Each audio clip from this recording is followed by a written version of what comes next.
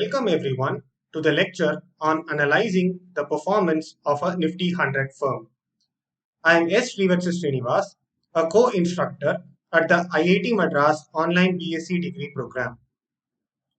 We are going to look at a firm listed under Nifty 100. For that, I search Money Control Nifty 100. And when I go to this website, the Nifty 100 index and the list of firms under Nifty 100 are provided. For that, I go to the components. So there are companies such as Abbott India, ACC, Adani Ports, Adani Trans, and so on. When I click See More, the entire list of companies under Nifty 100 is presented. In this category, we particularly choose a company named Tata Motors. So we have chosen Tata Motors for the illustration purposes here. So Tata Motors has a market price of 300 the current day. And we are interested in analyzing the financials of Tata Motors. As you can see here, the overview of Tata Motors performance is presented here. You can see charts, MC insights, and various other categories. So under here, we go to the tab Financials. In financials, the overall performance of Tata Motors is provided. As you can see here, you can see the consolidated performance as well as the standalone performance. And you can see the performance quarterly wise, half yearly wise, or even year wise. So the financial statements which we are interested in are the balance sheet, the profit and loss, and the ratios. Further, we can also see the capital structure of Tata Motors when we click on this tab. So the capital structure of Tata Motors in different years is provided here. Now the statements which we are interested in are the balance sheet. As you can see here, the standalone balance sheet of Tata Motors in March 2021, March 2020 is provided here. So the 5-year balance sheet of Tata Motors is provided. Similarly, the profit and loss of Tata Motors is also provided. Again, this is a standalone profit and loss account of Tata Motors year-wise. And we can also see the financial ratios of Tata Motors. So the key ratios which we are interested in are the following. So before we delve into key ratios, we are going to prepare a report on how Tata Motors has performed. And for that, we require the following components.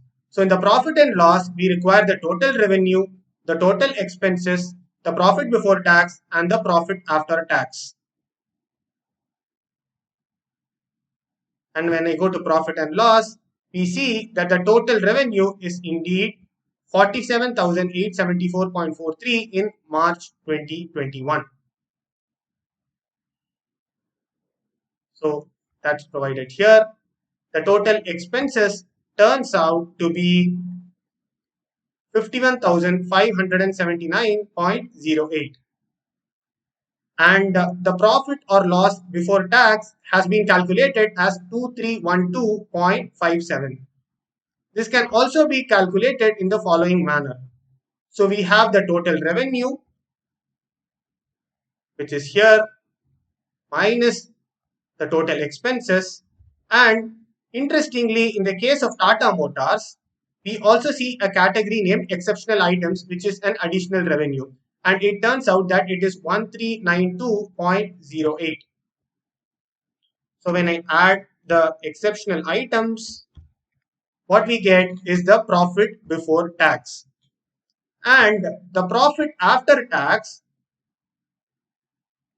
turns out to be 2395.44. And this is nothing but the profit before tax minus the total tax expenses. As you can see here, this is profit before tax, which is here. I'll maybe do that again. Is equal to profit before tax minus the tax, which is 82.87, and we get the profit after tax. Similarly, in the balance sheet, we require the following values. So when I go to Tata Motors balance sheet, we find that that the total current liabilities turns out to be 26,251.55, and the total current assets turns out to be 15,854.59. And that is entered here. We also require the data on stock, which is also called as inventories, and it turns out to be 4551.71. And the trade receivables, which again comes under current assets, is 2087.51. Now, with this data available, we can calculate the different financial ratios. In fact, Money Control has provided the financial ratios of Tata Motors. It's, of course, the standalone performance in March 2021 directly. So we can look at that and maybe compare how our calculations are done. So the current ratio is calculated as 0.60. So how can we verify this? We know that the current ratio is current assets divided by the current liabilities. As you can see, the value matches with the one provided on the website. And the acid test or quick ratio is provided as 0.43. This again can be calculated as current assets minus the stock divided by the current liabilities. And it again turns out that it matches with the one provided in the financial ratios financial statement. Now, the next thing which we are interested in is the earnings per share. The earnings per share, which is again provided in this financial ratios of Tata Motors, turns out to be minus 6.59. Now, with this minus 6.59 on earnings per share in hand, we can then calculate the price earnings ratio. Price earnings ratio is nothing but the market price divided by the earnings per share. Where do we find the market price? And in particular, we are interested in knowing the market price in March 2021. So for that, this was the homepage of Tata Motors. We see the overview of the performance, and I have a tab named price and volume. And when we go to this tab, there is an option named historical prices. So we go to this historical prices of Tata Motors tab and select NSE, which is the National Stock Exchange.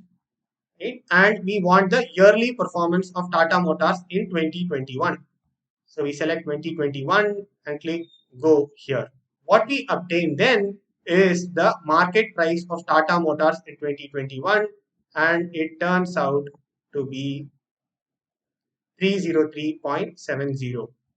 So I'm just editing it here so that the market price is 303.70, and this price earnings ratio, which is calculated as market price, which is provided in L4 divided by the earnings per share, will provide the following price earnings ratio.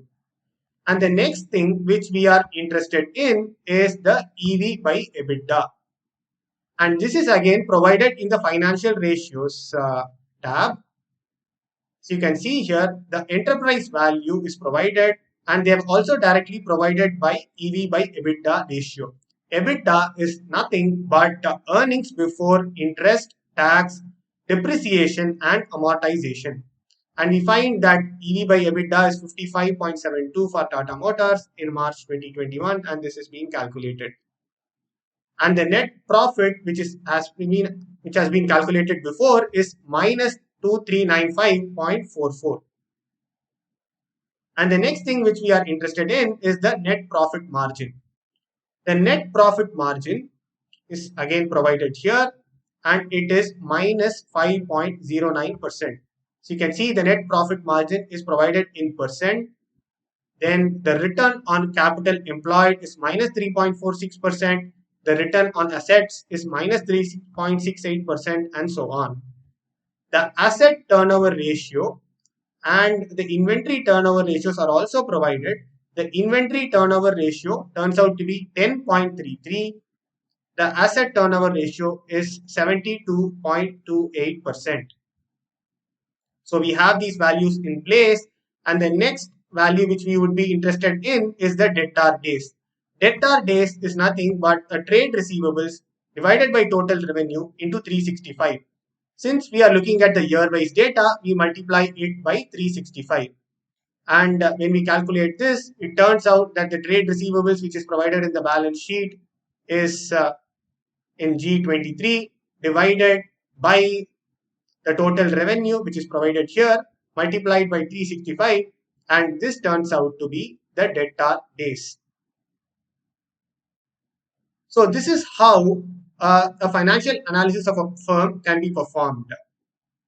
I hope you can perform this for multiple time periods and compare the performance of, say, Tata Motors across different time periods and arrive at interesting insights.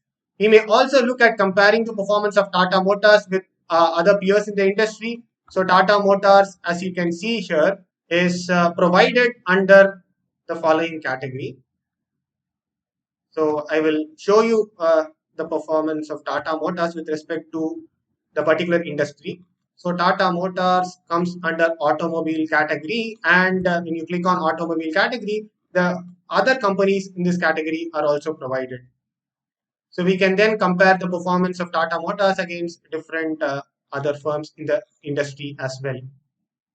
And that would be an interesting exercise. I hope you understood how to retrieve the analysis and the performance of a Nifty 100 firm. Thank you.